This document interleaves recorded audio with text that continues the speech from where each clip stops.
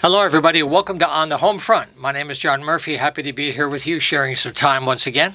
Our programs are live on WILI AM 1400 and also 95.3 FM, and they're videotaped for the radio station's YouTube channel, so you can catch our guests anytime on your phone or anywhere else on demand just by going to the WILI channel. Our program today will be in two segments. We're going to open with the Artists Open Studio 2023. They've been doing this since 1988. It's a way to meet artists from all over the region, travel around for the special holiday-related weekends, and get to know local artists and support the local arts economy. So we'll be talking about it with these good folks in just a few minutes. Then we'll take a break, and we're going to have Patty Tuite and members of the Patty Tuite Band in the house here. They're going to talk about some concerts they're doing in the next couple of weeks. We're going to talk about how they're using media and social media to connect to you, and what it's like to be doing live music these days after COVID, and how they're working with venues to keep live music viable. So that'll be our big theme today, is music. But we're going to start out here looking at this wonderful program. There's a website too. Let me just give you the website right now. They'll be talking about this stuff for the whole segment, aosct.org. You can get one of these online with information. And it's a way to go out and visit artists where they live and work, not just in a gallery space, but where they live and where they integrate their everyday life. It's a really cool way to do that. And sitting next to me is Aline Hoffman. Aline is the president of the AOS since 2006. And she is an artist as well. And the two people with us in the room are also Lauren Marlowe. He is from Eastford. He's been on the show before. It's good to have you back. And we've also got John Staranovich with us. He was on before last year. He is in the Wellington area. So thank you all for being here today to talk about this great program. My pleasure. And maybe, Aline, you could lead off with the whole concept of this and how people are still learning how to make a special weekend for two times to really connect to art locally. Sure. Yeah. Sure, absolutely. I would like to start, though, that this year we have 65 participants. Great. And 35 of them are in individual settings.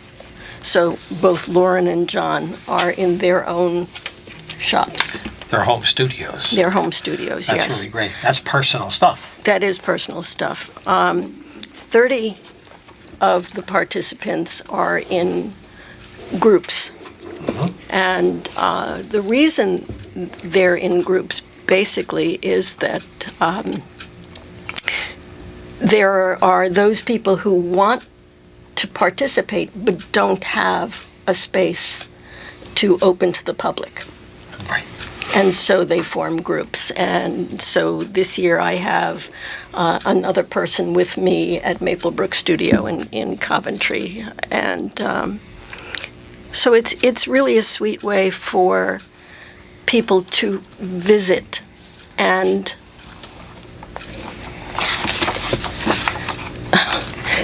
so we working as artists in our own studios is a very private kind of a thing, and we're alone, we're by ourselves. Yeah.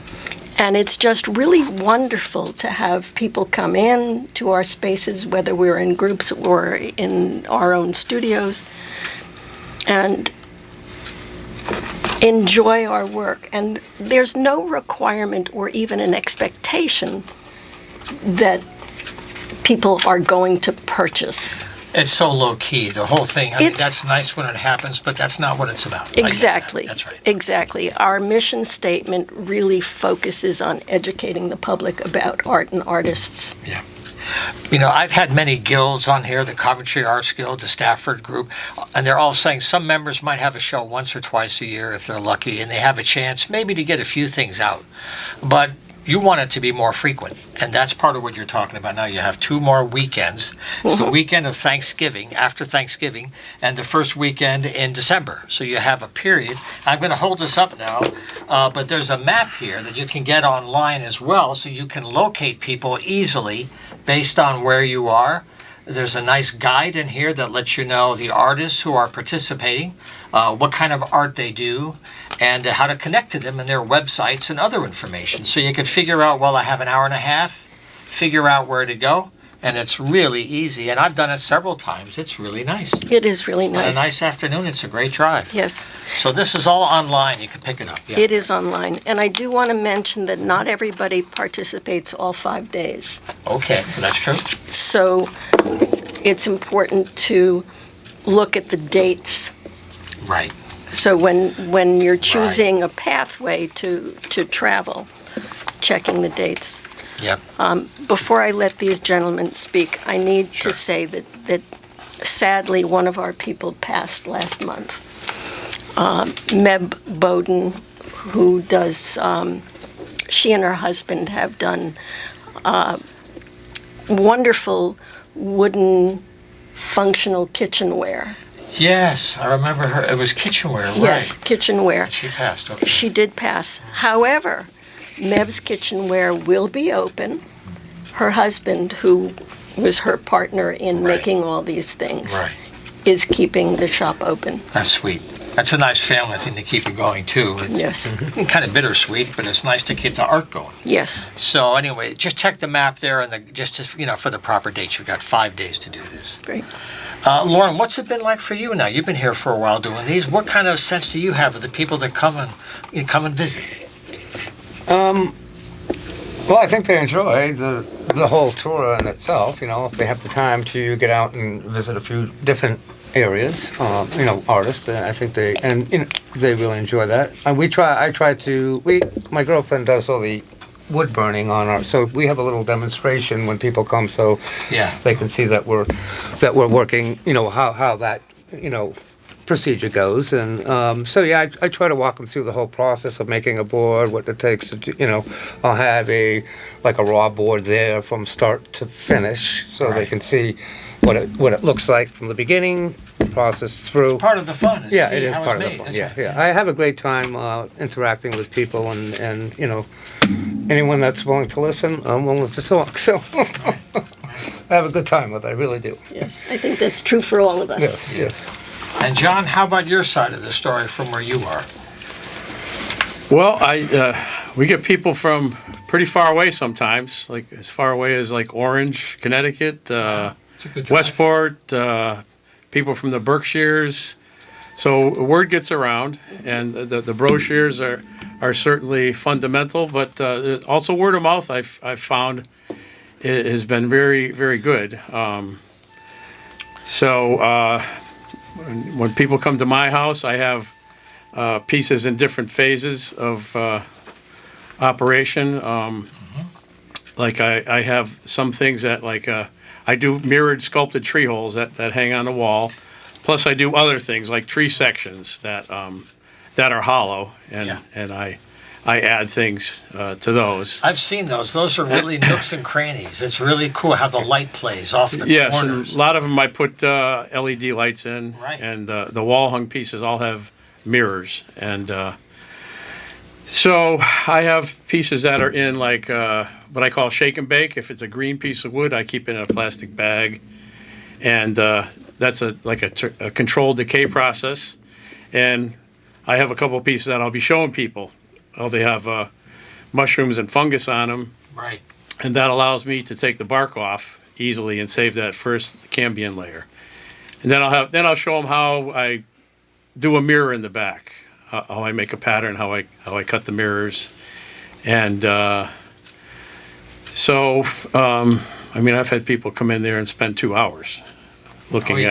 at the pieces. Well, when you go to someone's home, there's often a lot of stuff to look at. They can't haul everything to a show, Right. but it's right there. Right. And like Aline was saying, it is very personal. That you open up your house and your studio to the outside world. And like when I do a piece, I actually, it's so personal, I call it an episode. and until I'm done, my mind is fully engaged in that piece. And So I guess the art is your diagnosis. yeah, There so you go. it's good physically and mentally to have something like this. I think we're all fortunate that we're able to do this, and we can share it. I would agree. And I have to ask you, save me the bark. Oh, okay. So I will. The work that I've been doing since early spring is a whole new series that people who have been coming to my studio over the years have never seen before. And I call it the Autumn Leaf series, and I've got about 20 pieces. I cut the leaves out of gourds, or I make them with polymer clay. And then there's a whole process of getting those ready and painting them and Shaping them, I guess, yeah. and then gluing them on bark, which I Sure, preserve. that's your medium, yeah. Yeah, that's my most enjoyable medium at this point. Right. I learned something really cool from you, John, that it's the mushrooms as they kind of decay and eat away that part of the tree. It makes it easier for you to access it to make your art without hurting the tree as much. To hack Right, away, yeah. right? Yeah, it's like Gentler. a controlled decay process. So, Yeah. it's my understanding that where the branch died on the tree, there's some of that branch left in the tree hole, and that decays. So that naturally has spores in it, which has creates funguses and Oh, yeah. mushrooms. Yeah, And then so I keep checking, and once I can lift that bark off, yeah. then I go through that process. Otherwise, that as Lauren will attest, that bark is fused on there. It's not coming off Can be, yeah. easily. That's right. Right. Yeah, I have an artist friend, Adam Cody, who takes those logs, drills holes, and injects spores, and you get mushrooms all season. Right. Oh, yes. It's Yep. amazing. Yes. It's incredible how Yeah. and it's all natural. Yeah. Now, one thing I want to mention too is economics here, because whenever I have guests on, they're all trying to figure out how to be sustainable with this. And one question is, of course, it's not a hard sell, but one thing that people have pointed out to me is that when you go to someone's studio, everything is at different prices. So you shouldn't feel like if your budget is more limited, there are many things, because they're thinking of you as well at their different levels of work. Because not everything can be $1,000 piece, even though it's worth every dollar. So that's a struggle, I know. So I guess my question in a long-winded way is, when you think about pricing, how do you think about that kind of art? And how do you struggle with making it some pieces affordable, but some are really serious, they take more time, and they need to be paid, or it's not going to work? Yeah. Well, That's the hard side of it, That right? is the hardest part. Yeah. Yeah, Yes. it's real. I mean, You know what you put into it, Yeah. and it's like, okay, so here we go. when you see it, you see how many hours. Yeah, that's it. Yeah. And like what Aline was saying, I say to people now, when I invite people over or hand them a brochure, I say, and remember, there's no admittance and no purchase necessary. Right. And so it is kind of nice. You can come over and look, and I also support buyer's remorse. I tell everyone that buys one of my pieces, if you're not happy with it, you think you made a bad decision, you want something else, I'll gladly take it. Well, not gladly. I'll take it back. Right. I'll take it back and for an exchange or a refund. Yeah. And I do try and price some things at a lower level. Sure, it's fair. And Especially these days, because people that might even be inclined, right now their situation just doesn't allow it. Right. So they can still support in a way. Right. And I have asked people, because for me in the beginning, and still, pricing is a struggle. I've tried to For keep all of hours us. on pieces, and I'm not good at that. I get lost in my work, and I'm not good with the books.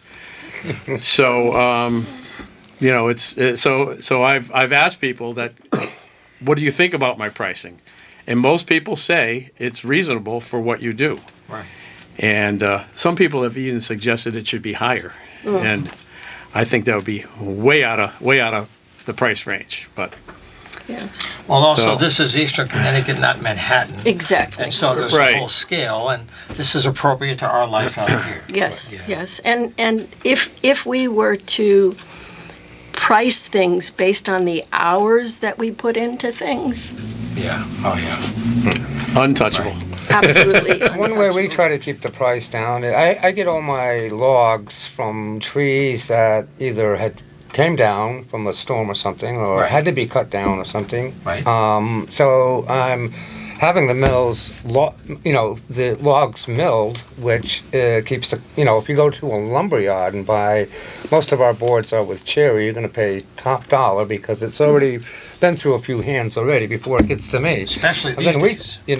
and then we have to work with it, and then, so I get all of my lumber that way. I have it drying in different stages so that I always have something ready dry for me to use, and it's nice because these trees would otherwise either rot there or probably cut up for firewood. Sure.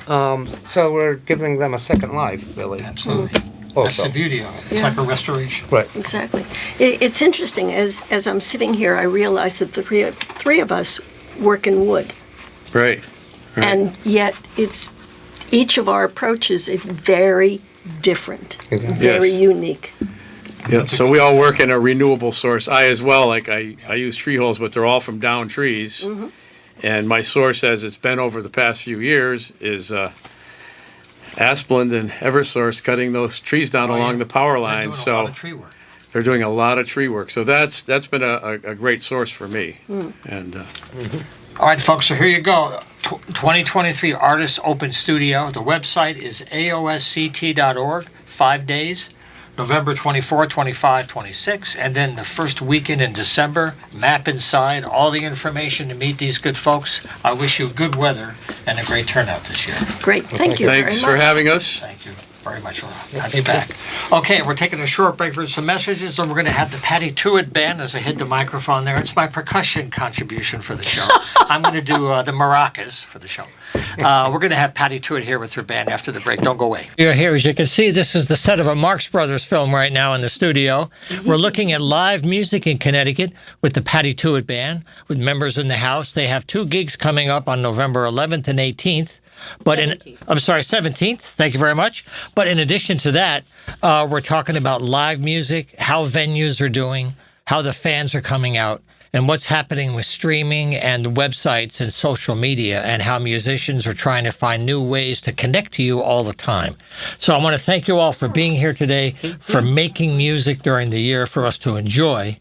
And maybe, Patty, you could lead us off and just kind of introduce what's going to happen at these 2 events, and then we'll get started from there. Okay. I'm going to try and fit a lot in a short space. You got time. You have a nice chunk of the show. Well, the first event is this coming Saturday on November 11th, and it's going to be a Connecticut Rhythm and Blues Festival with 5 bands, and we are one of them.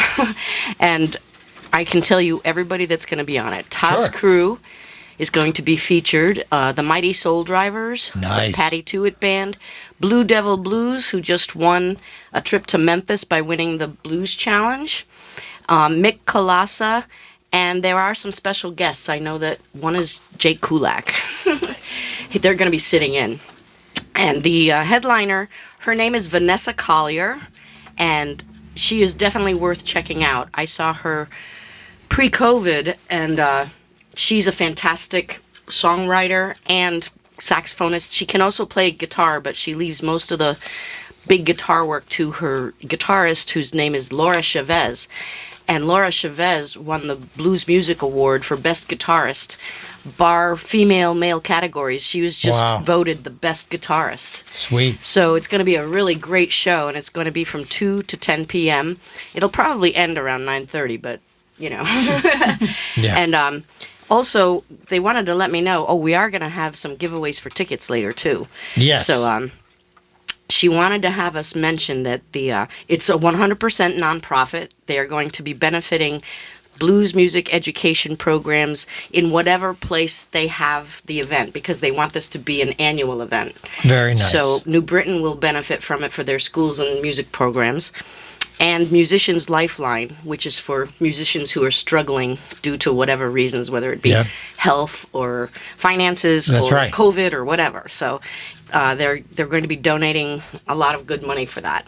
And the venue itself is more than just getting a seat in the theater. They're going to have some people who are catering it food will be from the Polish plate. And once you're in there, it is a long show. It's 2 to 10 or 2 to 9:30. And but once you are in, you can come and go as you please. You're not stuck there the whole time. Nice. So it's going to be an exciting event, and I'm so proud and glad that we're a part of it because we're going to have a great time. So I want to give you the website to jot down to get all the information that Patty just ran down. It's easy. ctbluesfest.com. ctbluesfest.com. November 11th coming up this weekend. This is going to be great. And that's at Trinity on Main in New Britain. In New Britain. Okay. And you have something following up now. Yes. Yep. 17th, you said, right? The 17th, which is a Friday evening, we're going to play from 7 to 8:30 at the Hall Memorial Library in Ellington. Oh. And this is a concert series that they hold usually over the course of the summer and the early fall. But we got our date changed, so now we're playing in November 17th, and we're going to play all originals for that. And we are also going to be playing all originals for the show this coming weekend. So Hall Memorial Library has a good reputation for hosting concert series. Yeah. And it's on Main Street in Ellington. If you just look up Hall Memorial Library, Google it, you can find out. Yeah. And it's free. Just want to mention, in case you're listening to us in the radio or watching us, we're speaking today with Patty Tuite and the band. Sitting next to Patty, we have Peggy Ann Cantos Harvey. And she's here as part of the band. Sitting next to me is Jan Youngden. And also we have Mark Anuli on bass. And we're going to hear some live music after we chat a bit more. We're going to take a break and hear some recorded music from their last release, which I've been playing on the radio a lot since it came out. It's called Hard Case of the Blues. It's a great record. We're going to hear one of that. And while that's playing, we're going to set everything up for them to play. So how has it been since COVID is kind of, quote, past? People are adapting. You're getting out to play. You've been out. I've seen all your Facebook activity.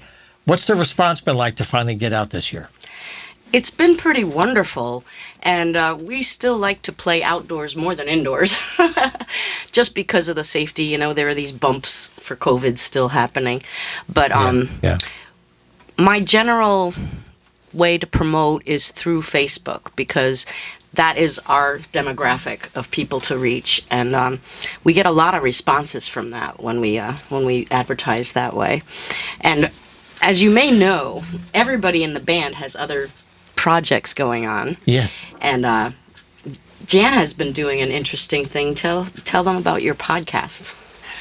Well, we're going to be featured on Random Acts of Funk podcast this Friday. We're going to do our Fuse original called Gonna Be Funky.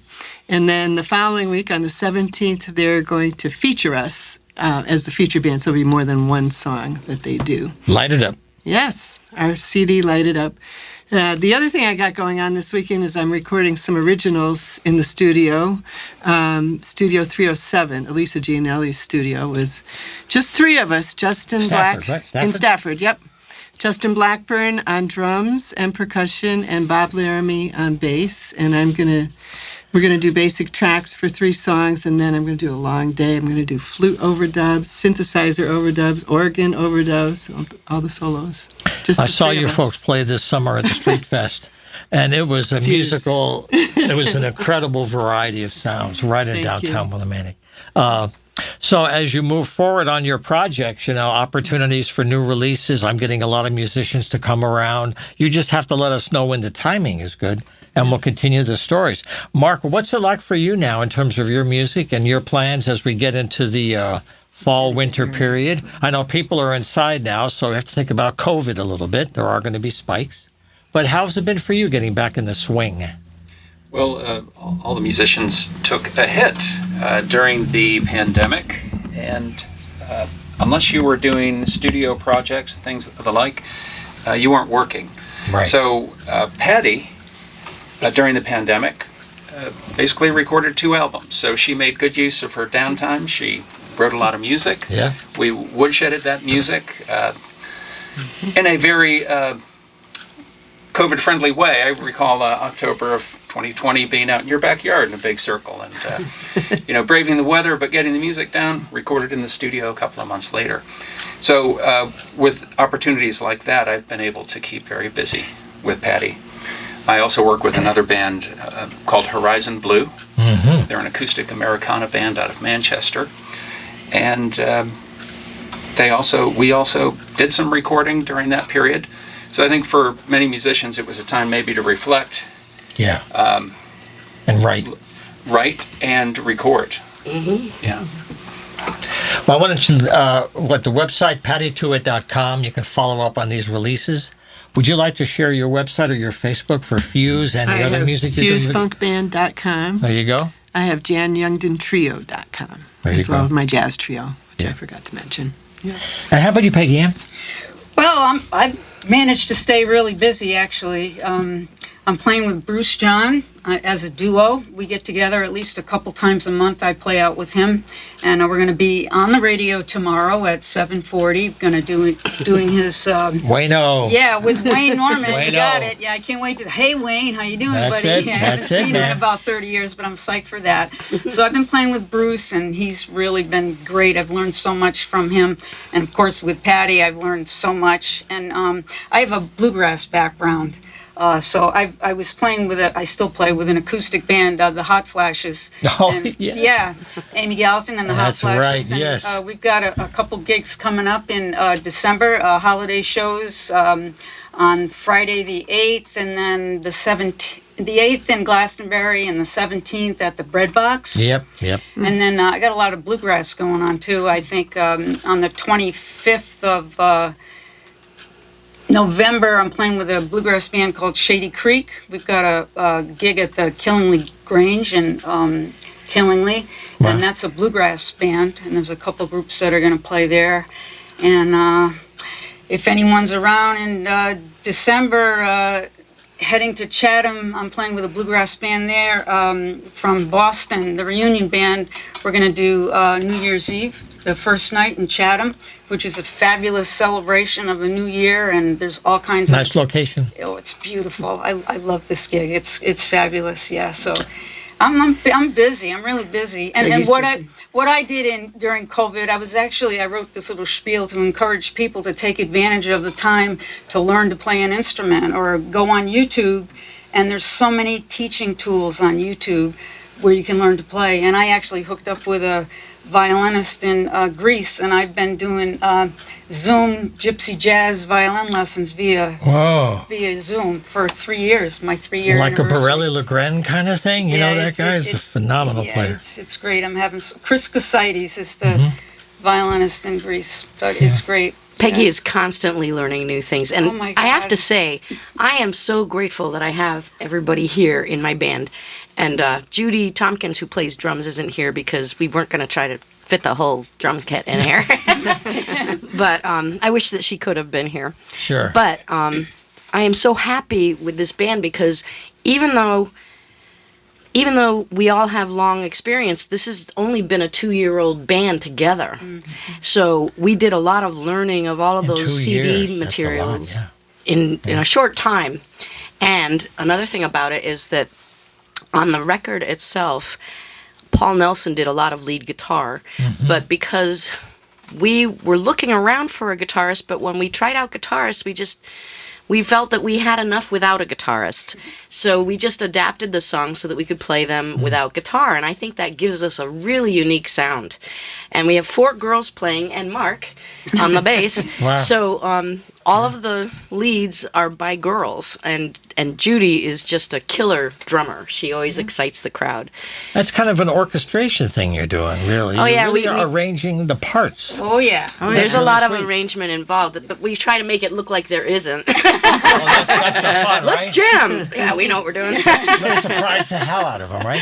Now, Yeah. Peggy, and I forgot to. How can people reach you? Is it Facebook or website A with couple all different your stuff? ways. The Hot Flashes has a website. It's the hotflashesmusic.com. And be careful where you're going to be sent if you're not specific. The hotflashesmusic.com. This is a family show. Yeah, Come on, exactly. I won't even go there. And then the bluegrass group, Nick Anderson and Shady Creek, they're on Facebook. You can find them, Nick Anderson and Shady Creek, but all the shows there are publicized. We do bluegrass festivals and the like. It's really pretty cool. And I'm on pattytuit.com, which has a free way to listen to the last 2 CDs if you want to listen to it before you purchase it. That's really sweet of you to do that. Yeah, well, you want to get the exposure and you want to get it out there. I know. If you make it so that they can't have access to it, then people won't even know or try. That's part of our discussion later. That's true. It's how you plant the seed to spread around. Exactly. Yeah. And I'm also on Facebook, and I have a music page, but you can just friend me on Facebook or go to my music page. So I am happy to be friends with people. We'll definitely keep this in mind for the future, too. Mark, any way for people to reach you through the website or on your own experiments? You have the other band in Manchester that you do? I have a Facebook page. Yep. My name, Mark Anuli. Okay. You figure out the spelling. And, but you can catch Horizon Blue Band at horizonblueband.com and check out our Americana and acoustic style music. All right, so what we're going to do now is take a break and play some of the music from this fine group. And while we're hearing a tune, they're going to set up for some live music in a few minutes. What we're going to do is hear the title track from the most recent release, something I've been playing a lot on WECS, Hard Case of the Blues. You're going to love this. The opening track is up next.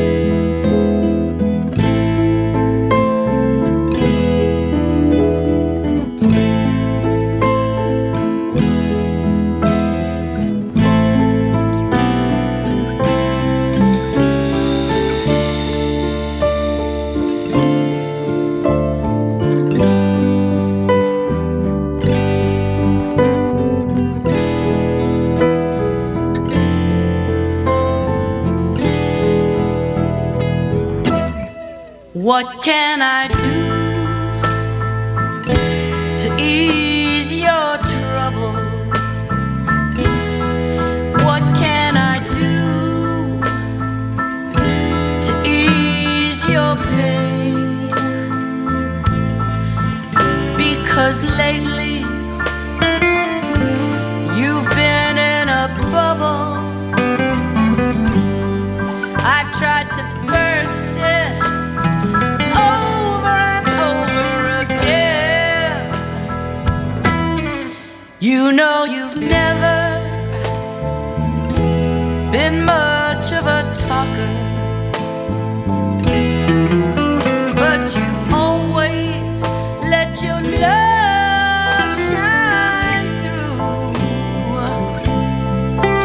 I can see you're crying on the inside, but there's nothing I can say or do. It's been a hard, hard case, a hard, hard case of the blues.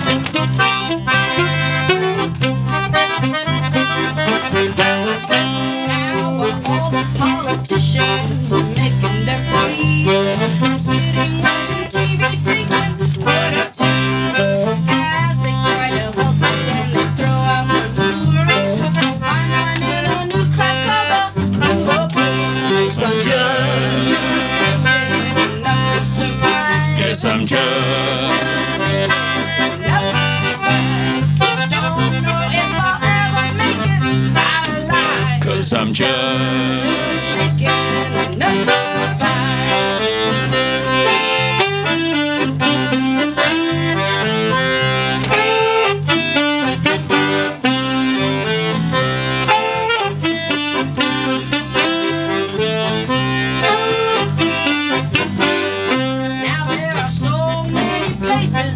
I'd like to go. When I find I got the time, I don't have to go. I stay close to home or go out for a drive. Can't believe I'm making just enough to survive. 'Cause I'm just making enough to survive. Yes, I'm just making enough to survive. Don't know if I'll ever make it out alive. 'Cause I'm just making enough to survive. Everything that is said, one second to get ahead. When it comes to the power of the spoken word, I find it by the things that I've heard. So while they all are saying that the chicken and the pot, I paid in my store.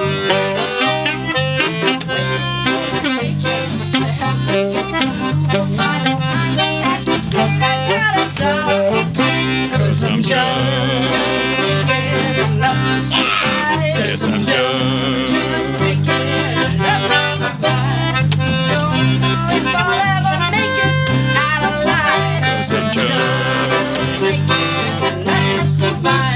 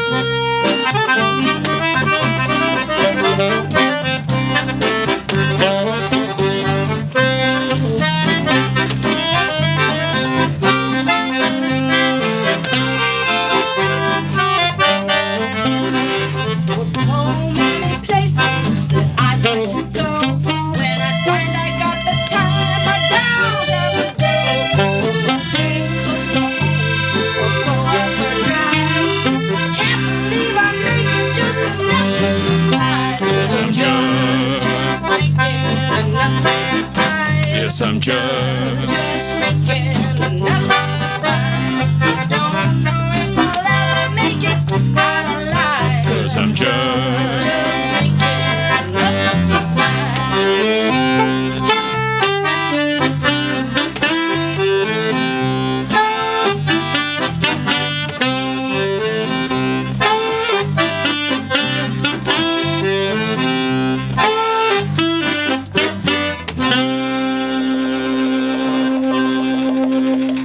Bravo. We'll have to edit in some applause here. That's really nice to have live music in the house here at the Patty Tuite Band. Do we have time for one more? What do you think? Yes, let's try it. Okay, we'll do a second tune, and then we'll have a short conversation here. Baby. Oh. Live music, so I'll let you... Okay. So once again, they're playing on November 11th at Trinity on Main in New Britain. Yes. If you go to ctbluesfest.com, they're going to be part of a whole program that day. Sponsored by the Connecticut Blues Society. Good call. Good call. They're doing a lot of work. And I did want to give a shout out to the You got people tickets who to give put away. this together. Yeah, Ellen Sebastian put this whole thing together, and her husband Scott. Scott is the president of the Connecticut Blues Society. Oh, awesome. But this is her project, and he's helping her with this because she wants this to be an annual event. Okay, so we have 2 tickets. Is that right? Yes, 2 tickets. Okay, if you call 860-456-1400 right now, Matthew will pick up the phone. I don't know if I'll be able to hear it, though, with the music. Oh, you know what? Call after we end at 6 o'clock. Call after we're done, 456-1400. We'll talk about that in a minute. I'll let you get right to it. Okay, ready? 1, 2, 1, 2, 3.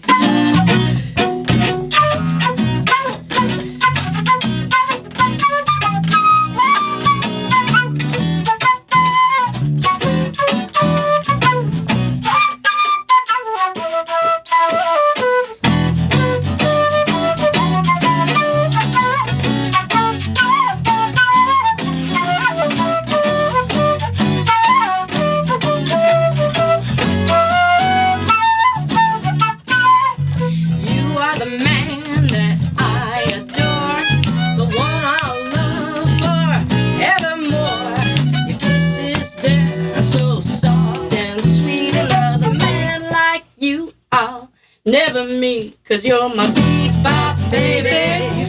Don't ever stop, my bebop baby. My heart flip-flop, my bebop baby. Up all night, there ain't no other man. You're my bebop delight. And when we go out, you make me feel so good, just like a queen, as I knew you would. When the time for loving's here, you whisper sweet things into my ear, like you're my bebop baby. Don't ever stop, my bebop baby. My heart flip-flop, my bebop baby. Stay up all night, there ain't no other man. You're my bebop delight.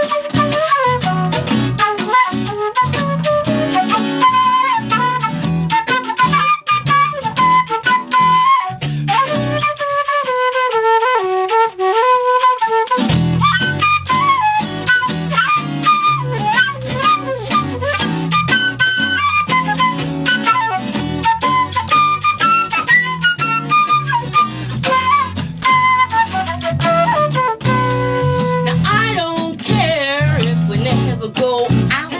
The way you love me makes me scream and shout. I will treat you just like a king as we get into our bebop thing. 'Cause you're my bebop baby. Don't ever stop, bebop baby. My heart flip-flop, my bebop baby. Stay up all night, there ain't no other man. You're my bebop delight.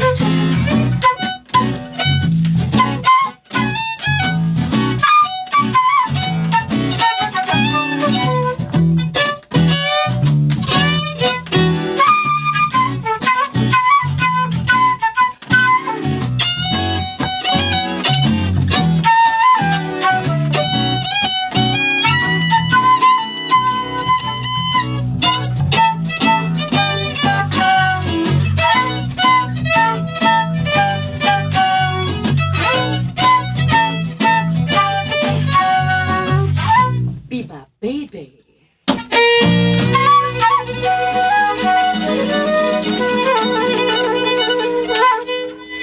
Nice. Thank you very much. Awesome. Oh, so privileged to have these folks here in the studio live. We have just a few moments left, but we have a couple of minutes to talk about the industry today, so we'll have to be very brief, maybe short answers about streaming. Some people are saying streaming is really hurting musicians because people don't know that it's free to them, but artists are not getting paid well. And I wonder how you're experiencing that or hearing from other musicians about how the industry is treating music today. Well, you kind of hit it right on the head there. There's not a lot more to add, but I will say this, is that it used to be that if you played out, you could sell a lot of merchandise, and you could sell either vinyl or CDs or even thumb drives for computer age. And what we're finding now, even between last year and this past summer's concerts, is that people don't have CD players in their cars. They've gotten rid of their CD players. So the merchandise that we have is CDs. And so it is really, really hurting us as artists to be able to make money when we're playing out. The other thing is that there's not a lot of, well, you can order things on the website, but since people can stream it, they think that if they're streaming, that it's paying the subscription and that's helping to pay us. But it's like a percentage of a penny that you get for a play. Yeah. And so, even the really great, well-known, long-standing musicians are not making a lot of money off of the royalties that they used to make. And, it used to be that you could get at least 50% of the cost back because you'd have the royalties. But now it's a lot worse. So what I'm trying to have people do is to order the merchandise off the website. But it's like, okay, you go to a show, you go home, you forget about it. So it has been a really bad season for getting a lot of sales. People do know about us. We're getting the exposure. Patty, you should talk about your worldwide exposure that you've gotten. Yeah, Patty has a lot of worldwide exposure. She got Americana airplay, which is really significant nationally to get on the charts that way. That was big. Yeah, for the roots music, and we did get a publicist who actually sent our CDs, the physical CDs, to a bunch of broadcasters, podcasters, and radio personalities throughout the world. So I get friend requests from Australia and the Netherlands and Croatia and France. And, Patty's worldwide. Yeah. But it's helped us get better gigs here, too, because we have some recognition from that. Yes. That's important when you go nice. to someone, because it helps you to show a stronger presence and a base that really cares more. They've had a chance to get to know you. Yeah. Yes, and playing at bars is a hard thing to do now because we have more people in the band, and COVID really hit a lot of restaurants and a lot of bars hard, so they don't pay what they used to pay pre-COVID even. So not that it was a big money maker in the first place, but if you want to play, you got to play, And so we were driven to play there, and but now it's really hard to justify going and playing out for just a few hours in a bar where you just can't get the money that you need to make it worthwhile. Yeah. And we have big hearts. We're playing this weekend at a quite reduced price. Yeah. Well, that's part of what people are struggling with. That's why I'm happy to have people, and they're all trying to figure out how to make it sustainable for the long run, not just for the short term. So the clock is running here, but thank you for sharing today some music. We'll have you back as your other projects move forward. And I have to congratulate Peggy as well. You did a wonderful thing at Eastern with Bruce John. I was there that last Wednesday about the history of music. You did a really sweet job. That's what you're doing tomorrow, right? Yeah, that was a great thing. Yeah, well, we're doing that exact show. Yeah. They're doing that show tomorrow morning on Wayno's show. Oh, very nice. Yeah, it's going to be great. It's going to be great. Also, that show was posted on the Eastern website. So at some point, people that missed you at Eastern, I can send you a link. You'll be able to watch the whole story. I'll send you a link. That's great. Yeah. Okay. Well, thanks again to everybody for being here. Thank you. Thank you, Matt. Thank you, Matt. Thank you. And we'll see you next week. Take care, everybody. Keep the faith.